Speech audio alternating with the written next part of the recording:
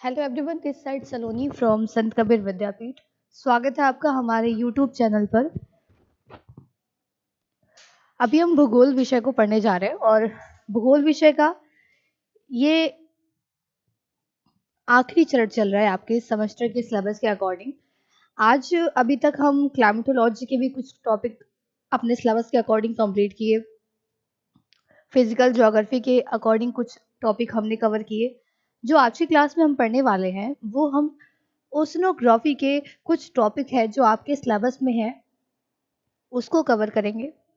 आज हम ओशन यानी कि महासागर या समुद्र जो भी है उसके बेसिक चीज़ें पढ़ेंगे, जैसे कि उसकी गहराई क्या होती है, उसमें ढाल को क्या बोलते हैं, वो कितने कोण पर रहता है, साथ ही साथ पूरे विश्व पटल पर कौन सा ऐसा गर्त है जो सबसे ज़्यादा गहराई वाला है, इसके साथ ही साथ सर्वाधिक गर्त किस महासागर में पाए जाते हैं, ये सारी बातें भी हम कवर करेंगे आज की क्लास में। और बहुत सारे टॉपिक को हम आज की क्लास में कवर करने वाले हैं। ये बहुत ही इंटरेस्टिंग टॉपिक है, आपके सिलेबस के अकॉर्डिंग बहुत ही अच्छा विषय है। और आगे जब आप पोस्ट ग्रेजुएशन करेंगे भूगोल विषय से तो ओशनोग्राफी का ये सभी चीज़ आप और डीपली पढ़ेंगे।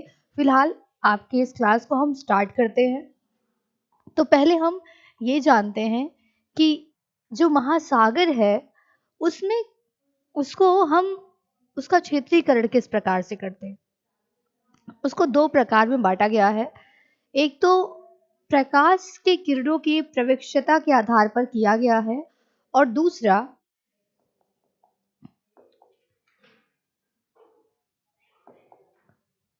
दूसरा गहराई के आधार पर किया गया है। गहराई के आधार पर और प्रकाश की प्रवेशता के आधार पर किया गया है। चलिए हम जानते हैं कि ये किस प्रकार से है। अगर हम बात करें पहला जो भी महासागर का क्षेत्रीकरण बांटा गया है प्रकाश किरणों की प्रवेशता के आधार पर, तो उसको भी तीन भागों में बांटा गया है। जो पहला भाग है वो प्रकाश संश्लेषित क्षेत्र कहलाता है। यह समुद्र तल से 100 मीटर की गहराई तक होता है। समुद्र तल से 100 मीटर की गहराई तक होता है, जहां सूर्य की किरणें अत्यंत सक्रिय होती हैं। अत्यंत सक्रिय होती हैं यहाँ पर सूर्य की किरणें। ठीक है। उसी प्रकार से अगर हम दूसरा देखें तो गैर प्रकाश संश्लेषित क्षेत्र, ये जो क्षेत्र होता है यह महासागर का अधः क्षेत्र होता है। महासागर का अधः क्षेत्र होता है। यहाँ जैविक दशाएं रासायनिक संश्लेषण पर निर्भर करती हैं। इसके ऊपरी भाग तक तो प्रकाश संश्लेषण की क्रिया ज्यादा सक्रिय थी, लेकिन ये जो भाग है गैर प्रकाश संश्लेषित का क्षेत्र है, यहाँ पर प्रकाश संश्लेषण नहीं होता है बल्कि रासायनिक संश्लेषण से जैविक क्रियाएं हुआ करती हैं। और महासागर का जो आखिरी भाग है वो धुंधला क्षेत्र होता है। यह सूर्य का विसरित प्रकाश प्राप्त होता है। यहाँ पर सूर्य का विसरित प्रकाश प्राप्त होता है। कहने का तात्पर्य यह है कि जब सूर्य का प्रकाश पड़ता है तो कई परावर्तित होकर के कई दिशाओं में जाता है। तो ये जो क्षेत्र है बेसिकली वो होता धुंधला क्षेत्र है, वो हम आसानी से देख नहीं पाते हैं, लेकिन वहां पर प्रकाश सूर्य का विसरित प्रकाश पहुंचता है। जो दूसरा भाग है समुद्र की क्षेत्रीयकरण को जानने का, जो दूसरा भाग जो गहराई के आधार पर विभाजित किया गया है उसको हमने कई मंडलों में विभाजित किया है। उत्तरी मंडल, बहिर्मंडल, मध्य मंडल, गहन मंडल और अगाध मंडल। इन 5 मंडलों में हमने गहराई के आधार पर समुद्र को बांटा है। समुद्र का अध्ययन करना आसान हो जाता है इससे। अगर हम बात करें ऊपरी मंडल की, तो जो ऊपरी खुला हिस्सा होता है किसी भी समुद्र का वो होता है ऊपरी मंडल। उसी प्रकार से अगर हम बहिर्मंडल की बात करें तो इसकी गहराई जो होती है वो 100 मीटर होती है, जो बहिर्मंडल होता है। समुद्री जैव द्रव्यमान का 90% भाग, जो समुद्री जैव द्रव्यमान है उसका 90% भाग यहीं पर पाया जाता है बहिर्मंडल में। बहिर्मंडल में 90% भाग पाया जाता है समुद्री जैव द्रव्यमान का। और सर्वाधिक जैव उत्पादन का क्षेत्र भी यही होता है। इसका कारण ये भी होता है कि ये जो क्षेत्र होता है वहां पर सूर्य का प्रकाश कुछ मात्रा में पहुंचता है। ऐसा नहीं है कि नहीं पहुंचता है। ठीक है, तो समुद्री जैव जो भी होते हैं उनकी क्रिया यहाँ पे ज़्यादा मानी जाती है और बहुत सारी चीज़ें यहाँ पे जो समुद्र की प्रमुखतः चीज़ें होती हैं वो इस बहिर्मंडल में पाई जाती हैं। अब अगर हम बात करें मध्य मंडल की, तो जो मध्य मंडल होता है इसमें सूर्य का विस्तृत प्रकाश पहुंचता है। यहाँ पर प्रवशनकारी जीवों का निवास होता है। ठीक उसी प्रकार से अगर हम इसकी गहराई की बात करें तो 1000 मीटर की गहराई वाला ये क्षेत्र होता है जिसको हम मध्य मंडल के नाम से जानते हैं। अब अगर हम बात करें गहन मंडल की, गहराई के आधार पर हमने 5 मंडलों में इसका विभाजन किया हुआ था।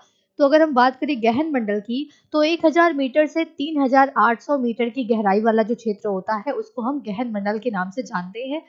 ठीक उसी प्रकार से अगर हम अगाध मंडल की बात करें तो ये जो क्षेत्र होता है वो समुद्र का सबसे गहरा, सबसे आखिरी छोर होता है, सबसे आखिरी हिस्सा होता है, सबसे ज्यादा गहरा माना जाता है। यहाँ पर कोई भी प्रकार की जीव या किसी भी प्रकार की जैविक क्रियाएं नहीं होती हैं, किसी भी प्रकार की जैविक क्रियाएं नहीं होती हैं और इसीलिए यहाँ पर जैविक दशाएं शून्य मानी जाती हैं। आइए इसको हम फिगर से समझते हैं। तो यही था जिसको हमने कई भागों में विभाजित किया होता, कई मंडलों में विभाजित किया हुआ था। गहराई के साथ पे हमने आपको बताया सी लेवल जो प्रथम मंडल जिसको हम कह सकते हैं। साथ ही साथ हमने आपको मीटर में बताया कि 3800 मीटर तक पाया जाने वाला क्षेत्र जो है वो गहन मंडल है। गहन मंडल यहाँ तक है, यहाँ तक गहन मंडल है और ये जो आखिरी छोर है अगाध मंडल जिसको हम कहते हैं।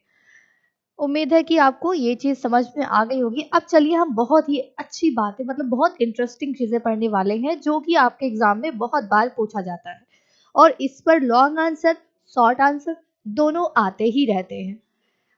शॉर्ट आंसर भी आते हैं, कोई एक टॉपिक ले लेगा, और लॉन्ग आंसर भी आते रहते हैं। महासागरीय नीतल का संरचनात्मक विन्यास, ये बहुत इंपॉर्टेंट है, मस्ट इंपॉर्टेंट है, आप इसको याद करते चलिए। इसको 4 भागों में विभाजित किया गया है। महाद्वीपीय मग्न तट, महासागरीय ढाल और सागरीय मैदान और उसके साथ साथ महासागरीय गर्त। इन सभी को आज की क्लास में हम कवर करेंगे एक एक करके कि मग्न तट क्या है, महासागरीय ढाल क्या है, महासागरीय मैदान क्या है और महासागरीय गर्त किसे कहते हैं। इन सभी बातों को हम आज की क्लास में कवर करने वाले हैं। अगर हम शॉर्ट आंसर की बात करें तो कभी भी कोई भी पेपर में आप देंगे तो आपको ये पूछ सकता है कि महासागरीय मग्न तट के बारे में बताइए या फिर महासागरीय ढाल के बारे में बताइए। तो आपको शॉर्ट आंसर भी तैयार रखना है, शॉर्ट आंसर भी तैयार रखना है और लॉन्ग आंसर भी तैयार रखना है।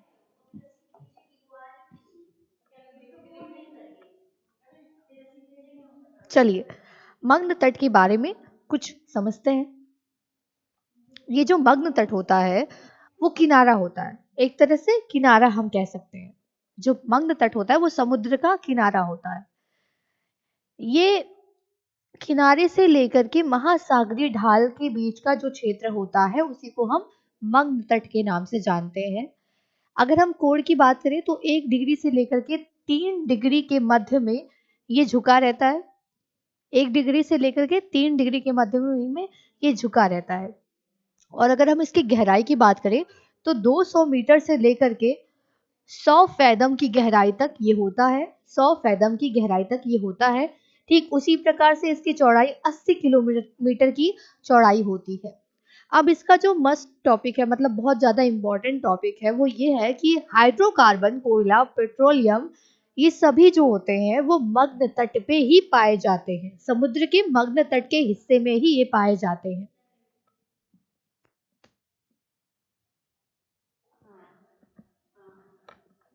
समुद्र के मग्न तट के क्षेत्र में ही ये पाए जाते हैं। मग्न तट जो होते हैं वो संकरे होते हैं, सकरे होते हैं, बहुत सकरे माने जाते हैं। समुद्र का वही भाग होता है जो बहुत सकरा होता है, वो मग्न तट का ही होता है। अब अगर हम विश्व पटल पर इसके वितरण की बात करें कि कहाँ पर सबसे अधिक मग्न तट पाए जाते हैं, कितने प्रतिशत, ये सभी आप चलिए जानते हैं। अगर हम बात करें अटलांटिक महासागर की तो सर्वाधिक विस्तार है यहाँ पे मग्न तट का, 13.3% तक मग्न तट का क्षेत्र है। ठीक उसी प्रकार से प्रशांत महासागर में 57% के हिस्से में मग्न तट पाया जाता है। हिंद महासागर की अगर हम बात करें तो 4.2% के भाग लिए हुए, मतलब हिंद महासागर का 4.2% का हिस्सा मग्न तट का है। एक और बात है जो इसमें बहुत ही इंपॉर्टेंट है, वो ये है कि सर्वाधिक चौड़ा मग्न तट वो हिंद महासागर का है। सर्वाधिक चौड़ा मग्न तट जो है वो हिंद महासागर का है। वो 1500 किलोमीटर की चौड़ाई वाला है। हिंद महासागर का मग्न तट पूरे विश्व में सर्वाधिक चौड़ा मग्न तट माना जाता है। इस बात को आप याद रखिएगा। अब चलिए हम भारत के मग्न तट के बारे में थोड़ी सी बातें कर लेते हैं, क्योंकि हम अभी पढ़ रहे हैं कि हिंद महासागर का जो मग्न तट है वो सबसे ज्यादा चौड़ा माना जाता है। तो हिंद महासागर बेसिकली हमारे भारत से बहुत रिलेट करता है। तो हम ये भी जानते हैं कि भारत का जो मग्न तट है वो किस प्रकार से, पश्चिम का जो मग्न तट है भारत का, पश्चिम का जो मग्न तट है, अब जब भारत का हिस्सा आप देखते हैं बनता है मैप में, वेट थोड़ा सही से बनाते हैं, जब बना ही रहे तो सही से बनाते हैं। यहां से मान लो ऐसे ऐसे होते आया, ये जो पश्चिमी हिस्सा है, पश्चिमी हिस्सा जो है वो सर्वाधिक चौड़ा मग्न तट है। ये जो हिस्सा है वो सर्वाधिक चौड़ा मग्न तट है। 150 किलोमीटर का मग्न तट का हिस्सा लिए हुए है। और जो पूर्वी पूर्वी हिस्सा है वो कम चौड़ा है, वो कम चौड़ा मग्न तट वाला है, 50 किलोमीटर की चौड़ाई लिए हुए। हम जिस प्रकार से चक्रवात, पवन या फिर अपने ये जो हम प्लेट जिसपे हम उपस्थित है, जो महाद्वीप है, जो महासागर है, इन सभी के उत्पत्ति के बारे में हम पढ़ते आए हैं। खैर अगर हम पहले लेक्चर की बात करें तो हमने ये भी पढ़ा है कि पृथ्वी की उत्पत्ति कैसे हुई है। हम भूगोल में इसी प्रकार से तो अध्ययन करते हैं कि हम ये जानते हुए चले कि उसकी उत्पत्ति कैसे हुई है। तो ठीक उसी प्रकार से हम जानते हैं कि ये जो मग्न तट है उसकी उत्पत्ति किस प्रकार से हुई है। इतना डीपली आपको कोई भी नहीं समझाएगा, कहीं पे भी आपको इतना डीपली नहीं मिलेगा कि उत्पत्ति तक हम आपको मग्न तट की बता रहे हैं। इसके भी 3 वजह होती हैं उत्पत्ति के, मग्न तट के, एक विवर्तनिक और एक अपवर्तनात्मक, और तीसरा जो है वो निक्षेपात्मक है। विवर्तनिक से ये तात्पर्य है कि अवतलन या फिर उत्थान, अवतलन या फिर उत्थान। अब जब रॉक्स आप पढ़ चुके हैं तो आप इस बात से भली भांति परिचित होंगे कि अवतलन और उत्थान क्या है। अवतलन यानी कि धसाव, धसना, और उत्थान यानी कि ऊंचा उठ जाना। तो जो उत्पत्ति होती है मग्न तटों की, वो इसी प्रकार से होता है कि या तो अवतलन हुआ रहता है या तो उत्थान हुआ रहता है।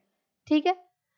उत्तरी सागर, बाल्टिक और भारत, ये जो 3 है, इनके जो मग्न तट है वो विवर्तनिक वजह से, वो विवर्तनिक क्रिया की वजह से हुए हैं।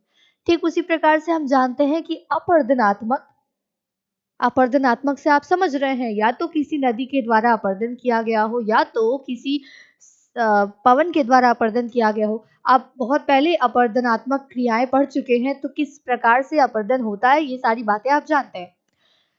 तो ये जो मग्न तट है उसमें अपवर्तनात्मक क्रिया से जो भी मग्न तटों की उत्पत्ति हुई है, उसमें अमेरिका का पूर्वी तट है और अर्जेंटीना का तट, ये सभी अपवर्तनात्मक मग्न क्रिया से हुए हैं। ठीक उसी प्रकार से हम बात करें निक्षेपात्मक। अब निक्षेपात्मक से आप समझ रहे होंगे कि किसी नदी के द्वारा निक्षेपण किया गया हो, अवसादों को ढो करके लाया गया हो और एक जगह पर रख दिया गया हो। ये सारी क्रियाएं पवन भी करते हैं, हिमनद भी करते हैं, नदियां भी करती हैं। इन सभी को आप बहुत अच्छे से पढ़ चुके हैं। तो निक्षेपात्मक की वजह से जो भी मग्न तटों का निर्माण हुआ है उसमें भारत का जो पूर्वी तट है वो बहुत ही ज्यादा प्रसिद्ध माना जाता है। उम्मीद है कि आपको मग्न तटों के उत्पत्ति को बहुत अच्छे से आपको समझ में आया होगा कि किस किस प्रकार से इनकी उत्पत्ति होती है। अब चलिए हम थोड़ा और आगे बढ़ते हैं। महाद्वीपीय मग्न ढाल, अभी तक हम मग्न तट पढ़ रहे थे, अब हम चलते हैं महाद्वीपीय मग्न ढाल की तरफ। ये जो मग्न ढाल है वो द्वितीय भाग है समुद्री हिस्से का, समुद्र का द्वितीय भाग है ढाल। मग्न तट और बेसिन को जो जोड़े वही हिस्सा मग्न ढाल कहलाता है। पहले मग्न तट था, फिर मग्न ढाल है और फिर महासागरीय बेसिन। तो महासागरीय बेसिन और मग्न तट को जो आपस में जोड़ता है उसी को हम कहते हैं मग्न ढाल। ये समुद्र का दूसरी हिस्सा है, दूसरी भाग है। अगर हम बात करें इसके कोण की तो 2 से 5 डिग्री के कोण में ये झुका होता है। 2 से 5 डिग्री के कोण में ये झुका रहता है। समस्त पूरे विश्व पटल पर जितने भी महासागर हैं उन सभी के 85% भाग पर मग्न ढाल पाया जाता है। 85% भाग पर मग्न ढाल पाया जाता है। कुछ ऐसे हैं जो 25 डिग्री तक है, जो भी हम आपसे कहें कि मतलब 2 से 5 डिग्री के ढाल पर ये झुके रहते हैं। जो ढाल होते हैं वो 2 से 5 डिग्री पर झुके रहते हैं, कोण पर 2 से 5 डिग्री के कोण पर झुके रहते हैं ढाल। पर कुछ एक ऐसे हैं जो कि 25 डिग्री तक झुके हुए हैं और उसमें सबसे ज्यादा महत्वपूर्ण है सेंट हेलेना। सेंट हेलेना ये महत्वपूर्ण है क्योंकि ये 25 डिग्री के कोण पर झुका हुआ मग्न ढाल है। उम्मीद है कि आपको ये अच्छे से समझ में आया होगा। अब चलिए हम ये भी जान लेते हैं कि अटलांटिक और प्रशांत और हिंद महासागर का कितना प्रतिशत हिस्सा मग्न ढाल के अंतर्गत आता है। अगर हम बात करें अटलांटिक की तो 12% जो भाग है, 12% जो भाग है वो अटलांटिक के पूरे 12% हिस्से को महासागरीय ढाल है। अब जैसे ही मान लो ये अटलांटिक है, अटलांटिक महासागर मान लो 100%, पूरा 100% है। पूरा जो पूरा महासागर है अटलांटिक का वो 100% है और इस 100% का 12% जो हिस्सा है वो मग्न ढाल है। जो 12% हिस्सा है वो मग्न ढाल है। ठीक उसी प्रकार से अगर हम बात करें प्रशांत महासागर की तो प्रशांत महासागर का 7% हिस्सा जो है वो मग्न ढाल कहलाता है, मग्न ढाल है। ठीक उसी प्रकार से हिंद महासागर की अगर हम बात करें तो 6.5% हिस्सा मग्न ढाल लिए हुए है। ठीक है, उम्मीद है कि आपको ये समझ में आया होगा। चलिए हम नेक्स्ट टॉपिक पर बढ़ते हैं। अभी हम आपको मग्न तट, मग्न ढाल पढ़ा चुके हैं। अब हम गहरे महासागरीय मैदान के विषय में चलिए अध्ययन करते हैं। अगर हम इसकी गहराई की बात करें तो 3000 मीटर से 6000 मीटर तक इसकी गहराई होती है। इनका जो ढाल होता है वो अत्यंत मंद होता है, मतलब बहुत ज्यादा ढाल वाला क्षेत्र ये नहीं होता है। ये लगभग समतल माना जाता है, ये लगभग समतल माना जाता है। अगर हम बात करें इसके निर्माण की तो अवसाद, कुछ महीन कण होते हैं जैसे मृतिका हो गई या फिर गाद हो गए, इनके महीन कणों से ये जो क्षेत्र होता है वो बना रहता है। ये एक समान, एक समतल माना जाता है। पूरे समुद्री हिस्से का 75% भाग महासागरीय मैदान होता है। और अगर हम बात करें सर्वाधिक विस्तार की तो प्रशांत महासागर का सबसे बड़ा महासागरीय मैदान है। प्रशांत महासागर का सबसे अधिक भाग सबसे बड़ा महासागरीय मैदान है। ठीक उसी प्रकार से अगर हम बात करें तो 60 डिग्री अक्षांश से 70 डिग्री अक्षांश पर महासागरीय मैदान नहीं पाए जाते हैं। 60 डिग्री अक्षांश पर और 70 डिग्री अक्षांश के बीच में महासागरीय मैदान नहीं पाए जाते हैं। ऐसा क्यों होता है? ऐसा क्यों होता है? चल रहा है दिमाग में? बस लॉजिक लगाओ, वहां पे महाद्वीप ज्यादा पाए जाते हैं इसलिए वहां पर महासागरीय मैदान नहीं पाए जाते हैं। अब चलिए आगे बढ़ते हैं। गर्त, ये जो है वो समुद्री हिस्से का सबसे आखिरी मतलब भाग माना जाता है और सबसे गहरा होता है। ये सर्वाधिक गहरा होता है। कुछ तो ऐसे होते हैं, मतलब अगर हम बात करें मैरियाना ट्रेंच की, लोग बात करते हैं कि सर्वाधिक गहरा गर्त है जिसकी गहराई जो है वो 11,033 मीटर की है, लेकिन ये भी पूर्णतः सत्य नहीं है। इसकी गहराई कितनी है वो अनुमान लगा पाना बहुत मुश्किल होता है।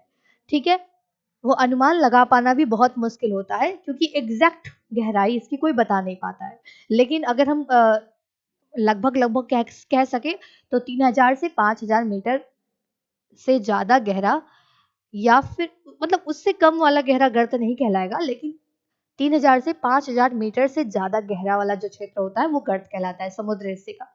पूरे विश्व में 57 गर्त हैं और 57 गर्तों में 32 गर्त प्रशांत महासागर में है, 32 गर्त प्रशांत महासागर में है, 19 गर्त अटलांटिक महासागर में है और 6 गर्त हिंद महासागर में है। 6 गर्त हिंद महासागर में है। तो आपको ये बात भी याद रखनी है कि 57 गर्त है वो पूरे विश्व में सभी महासागरों में है, 32 गर्त प्रशांत महासागर में है, 19 गर्त अटलांटिक में है और 6 गर्त हिंद महासागर में उपस्थित है। मैरियाना ट्रेंच विश्व का सर्वाधिक गहरा गर्त माना जाता है, जिसकी गहराई जो है वो 11,033 मीटर की गहराई वाला है।